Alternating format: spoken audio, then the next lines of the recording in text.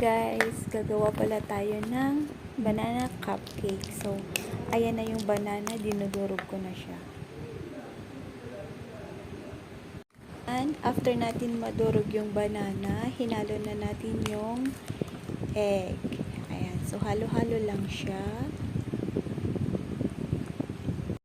Nilagay ko na yung cooking oil, guys. Hindi ko pinakita kasi pumunta yung amo ko, kaya hindi ko na videoan.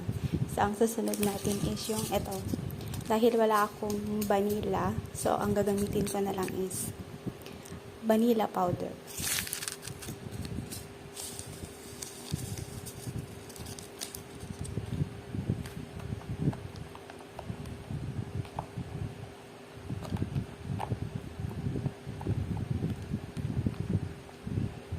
Ayan. Tapos, sugar. Dapat 1 cup siya, pero dahil ayaw ko ng matamis, kaya, 1 cup. Oo, 1 cup, pero dahil ayaw ko ng matamis, kaya hindi ko siya pinuno, ganyan lang kadami. Sila ganyan natin.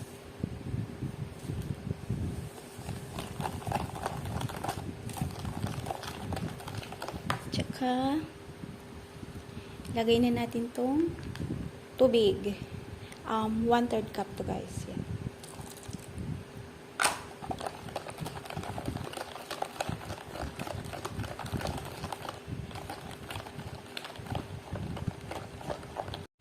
At dahil wala akong powdered milk, so pinalitan ko na lang siya ng fresh milk. So 1/3 cup din siya.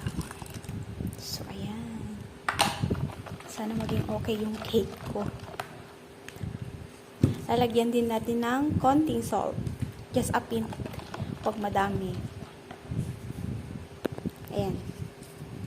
Ganun lang.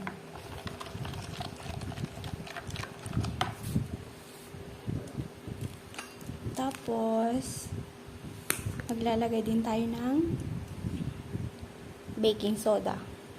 1 teaspoon. Kunti lang nilagay ko. Baka mapait. So, ayan. Kompleto na lahat. Kulang na lang yung sugar. Ayan. Maglalagay na tayo dito. Kahit nag-ano pa yung kamay ko.